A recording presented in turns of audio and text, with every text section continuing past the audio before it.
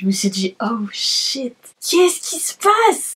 Ça va barder, ouais, ça va barder, ouais, ça va barder. Hey, aujourd'hui on se retrouve pour une nouvelle vidéo et là ça va être une story time, donc ça doit faire plus de 9-10 mois que j'ai pas fait de story time. Donc, comme vous l'avez vu dans le titre, il m'a volé 1000 €. Et c'est même pas 1000 €, c'est 1300 €, mais bon, on va se calmer.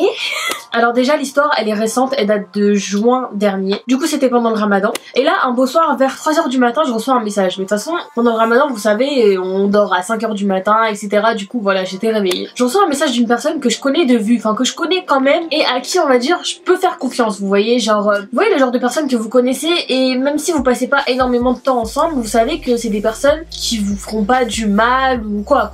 Et sachez que cette personne elle est comorienne. Du coup moi en tant que voilà patriote tout ça je me disais que voilà j'allais lui venir en aide etc. Donc là je reçois un message, salut ça va tout ça, j'ai vraiment un truc à te proposer, là c'est parce que j'ai un petit souci etc, j'aurais besoin de ton aide, t'inquiète tu perds pas d'argent et nanani nanana, enfin bref un petit baratin comme ça. Mais en fait ce baratin il me l'a pas fait comme les gens que vous voyez sur Insta là, tu sais les photos là où il y a plein de billets et les gens ils disent argent à se faire facile non ça jamais j'aurais cliqué. Mais déjà comme là la personne je la connaissais et le truc c'est que elle m'a raconté l'histoire d'une façon un peu différente qui fait que c'était comme si je venais en aide à son oncle que je connais on va dire, vous voyez. Donc en fait il a installé cette relation de proximité qui fait que je me suis dit bon ok.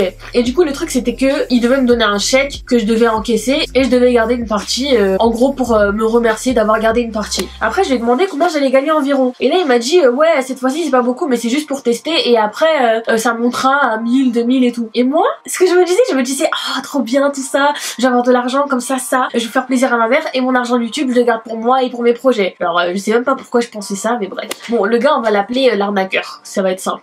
Et du coup je dis à l'arnaqueur ouais t'es sûr parce que moi j'aime pas les trucs bizarres tout ça non.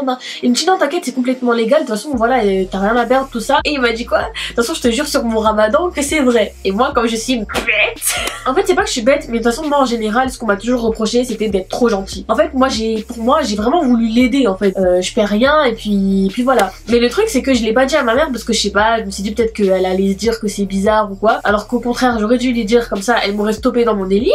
Du coup il m'appelait tout le temps et tout pour faire les trucs parce qu'il fallait faire plusieurs trucs genre un mandat, il fallait faire des virements etc. Et à chaque fois il m'appelait genre le matin et tout. Moi j'étais fatiguée, je me disais mais wesh t'es mon mec ou quoi, genre arrête de m'appeler tu vois. On s'était vu même 2 fois et genre il m'a accompagné pour faire les choses et tout tu vois. Donc moi je me suis dit genre le gars c'est impossible qu'il veuille m'arnaquer vu que il fait tout avec moi comme ça, il me regarde droit dans les yeux, il me dit ça va le ramadan tout ça, enfin voilà genre vous voyez le délire. Enfin, du coup j'ai fait un mandat de 1000 € et je devais retirer le reste, enfin bref en gros il y a 1300 € qui sont partis. Et du coup une fois que tout ça c'est fini, la dernière fois qu'on s'est vu il m'a dit ouais alors c'est bon ça s'est bien passé, du coup si tu veux refaire tu me dis. Et moi j'ai dit directement non je veux pas refaire parce que j'aime pas trop ces trucs là, aller faire des mandats des je sais pas quoi je préfère gagner mon argent simplement, mon argent de YouTube etc tranquille tu vois. Et lui il me disait non mais t'inquiète y a pas de souci, là c'est comme c'était la première fois, peut-être que c'était dur pour toi de comprendre etc, du coup t'inquiète pas la prochaine fois ça va être simple. Donc là il était déjà sur un truc d'une prochaine fois genre voilà genre en gros c'est un truc sur du long terme. Une personne qui te veut du mal elle va jamais te dire ça, enfin au contraire elle va te lâcher directement et elle va te dire salut quoi. Mais non moi jusqu'à la dernière minute il m'a dit t'es sûr tu veux pas refaire et tout, franchement ce serait bien et tout non. J'ai dit non, je suis rentrée chez moi et là quelques jours après je reçois un courrier de la banque qui me dit vous êtes à découvert de moins 900 €. Je me suis dit oh shit qu'est-ce qui se passe, qu'est-ce que j'ai fait et tout. Et là directement quand je vois ça je l'appelle direct et là il me dit non t'inquiète le virement normalement il doit arriver, parce qu'en plus le virement il est arrivé sur mon compte mais après ça m'a mis un découvert. Enfin bref je vous expliquerai tout ça à la fin de toute façon. Et là il me dit non mais t'inquiète ça va venir, c'est juste parce que là je pense qu'il y a eu des soucis tout ça, t'es sûr que tu veux pas vérifier, envoie-moi fais voir ce que c'est enfin il avait l'air grave impliqué tout ça. Là je lui envoie tout ça, il me dit non t'inquiète. Et là 2-3 jours après je me dis non mais attends mais là c'est trop, genre je suis à découvert de 900 € et encore c'est parce que j'avais de l'argent sur mon compte, si j'avais pas d'argent j'aurais été à découvert de 1300 €. Donc là moi je commence à m'inquiéter tout ça, je veux pas en parler à ma mère parce que j'ai peur, je me dis putain genre qu'est-ce qu'elle va dire, comment je vais faire. Donc c'était vraiment chaud et personne n'était au courant. Du coup j'attends quelques jours et quelques jours après je le rappelle, j'appelle numéro non attribué. Je vais sur Snap, son Snap il a disparu. Oh, j'ai pété les plombs, je me suis dit mais attends, mais en fait là il vient de m'arnaquer. Et là je me disais mais attends comment je vais faire et tout, j'appelle, numéro non attribué, je le cherche partout, il est injoignable nulle part. À cette période là j'étais limite en dépression, je stressais de ouf, je gardais tout pour moi, je le disais à personne, je me disais ok là je suis à moins 900, je vais me débrouiller. C'était vraiment chaud, hein. Franchement j'ai vraiment galéré pour ça parce que j'ai demandé l'aide de personne, jamais je vais te demander de l'argent ou des trucs comme ça. Je me suis dit vas-y je vais me débrouiller, il m'a couillé, personne m'a envoyé, personne m'a dit d'aller lui dire oui, donc voilà j'assume. Et là j'ai réussi à combler le découvert, mais franchement j'étais vraiment triste et j'ai fini par en parler à un pote le jour où on était sortis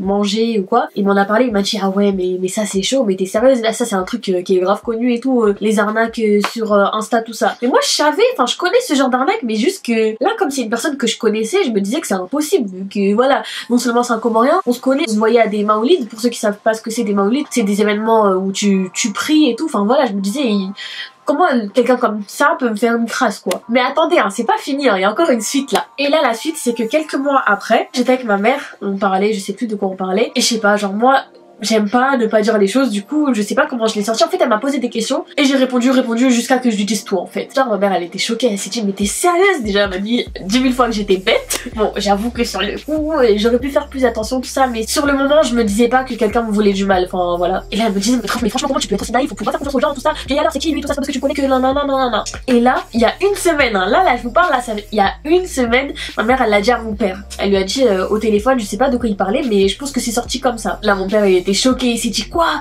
montre-moi des photos, non.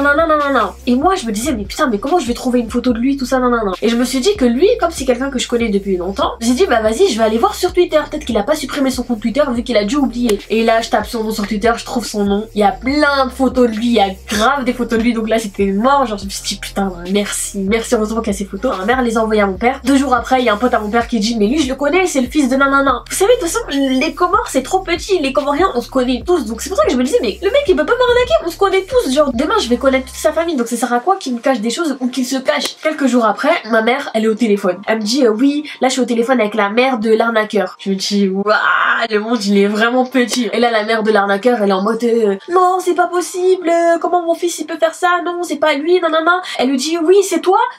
Alors il lui dit mais quel moi, je la connais pas, c'est qui, moi je connais pas cette fille, pourquoi on me dit ça, c'est quoi ces histoires tout ça. J'aurais fait le mec qui nie tout. Et là du coup moi ce que je fais c'est que j'envoie la photo à la mère en disant c'est ton fils ou pas. Je lui dis son nom, tout ça. Elle commence à pleurer en mode oui c'est mon fils, c'est lui, non, je suis choquée, tout ça, non.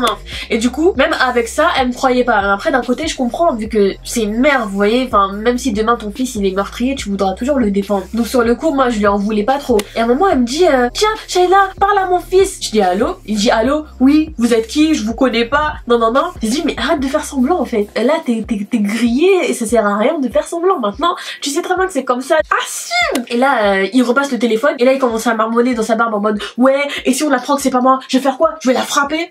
Je dis ok déjà tu vas frapper personne pour commencer, enfin calme-toi tu vois. Du coup sa mère elle a dit quoi, ouais bah du coup c'est mieux qu'on se voit et qu'on discute, comme ça tu verras si c'est vraiment lui ou pas lui. Mais alors que moi je suis sûre que c'est lui, enfin là on va dans le vide, même quand il me parlait au téléphone je reconnaissais sa voix, donc ça sert à rien de faire semblant. En plus on sait très bien que si on se voit ça va être ma parole contre la sienne, il va dire c'est pas moi, je vais dire c'est toi, c'est pas moi c'est toi. Mais déjà moi pour moi c'était un soulagement en fait de le retrouver en fait et de voir à quel point il se sentait mal, il était en mode non mais je la connais pas, parce que ça se voyait que c'était un business qu'il faisait derrière sa mère, vous voyez. Et moi d'un côté ça me blessait, même ma mère aussi ça l'a blessée parce que déjà les deux elles se connaissent, du coup c'était un peu gênant, enfin voilà. Et du coup sa mère a parlé de remboursement etc, mais moi d'un côté ça me faisait mal en fait parce que je me disais limite je sais que par exemple si je me fais rembourser c'est sa mère qui va débourser l'argent et lui je sais que par fierté il voudra rien faire et il continuera à dire que c'est lui, que c'est pas lui etc. En bref c'était un peu compliqué mais d'un côté je suis contente. Donc on va dire que c'est un peu la fin de la story time. Du coup je pense d'ici là que je vais les voir et qu'on va régler cette histoire. Dans tous les cas mon père et ma mère vont pas lâcher. Ma mère encore elle est gentille hein, mais mon vrai père là, mon père c'est mort. Le bien aussi c'est que récemment j'ai vu la vidéo du roi des rats qui parlait des arnaques sur Insta et Snap et ça résume bien ce que la personne m'a fait en fait, ce que l'arnaqueur m'a fait. Mais bon lui il a un peu tourné ses mots vu qu'il me connaissait. Mais si ça vous intéresse allez voir sa vidéo, comme ça peut au moins vous prévenir revenir et faites très attention. Donc voilà, la morale de cette histoire, c'est ne faites confiance à personne, mais vraiment personne, même amis, connaissances, nanana, ne faites vraiment confiance à personne. Et quand vous avez ce genre de trucs, parlez-en à vos parents, parlez-en à votre entourage, parce que sur le coup on peut se dire ouais au calme, et tu dis oui comme ça et après t'es dans la merde. Et encore moi j'ai eu un peu de chance parce que on va dire que je suis youtubeuse et que on va pas se mentir, ça génère des revenus. Mais si j'étais juste étudiante et que j'avais même pas la bourse, j'aurais fait comment avec un découvert de 900 €? C'est très grave. En tout cas je pense que pour moi c'est quand même une leçon de vie, ça m'a permis aussi de me dire que le monde n'est pas rose et que faut pas faire confiance aux gens facilement comme ça. Et moi c'est franchement c'est mon plus gros problème, c'est d'être trop enfin gentil entre guillemets et de ne pas voir le vice chez les gens. Genre quelqu'un va me dire oui je suis comme ça, je vais dire ah ok t'es comme ça. En fait c'est pour ça que généralement mes frères ou voilà on me dit que je suis bête, mais c'est pas que je suis bête, c'est juste que je suis pas assez dure. Genre forcément la gentillesse ça peut paraître comme de la naïveté et la naïveté ça peut paraître comme de la bêtise, donc que je suis bête quoi. Mais voilà c'est tout pour la story time, donc dites-moi si ça vous a choqué ou plus ou j'en sais rien, je sais même pas quoi vous dire de ça, mais ça me fait du bien quand même d'en parler. Et voilà, comme je vous le dis, faites très attention aux messages que vous recevez. Et aussi c'est pour ça aussi que sur Instagram je supprime tous les commentaires que je vois du type recherche 3 personnes motivées nanana, ça je supprime tout, je m'en fous. Même si la personne c'est un truc légal, je m'en fiche. Non, tu mets pas ça sous mes trucs, je veux pas être responsable de ça. Donc voilà, de toute façon je vous dirai la suite de l'histoire sur les réseaux sociaux. Et voilà, donc en attendant on se dit à la prochaine et prenez soin de vous. Tchuss. Girl, you spend too much time whining. Make me introduce you to fine dining. Put you in a Louis, not just a Bali. Sweat out your ear and give you money. Girl, you spend too much time whining.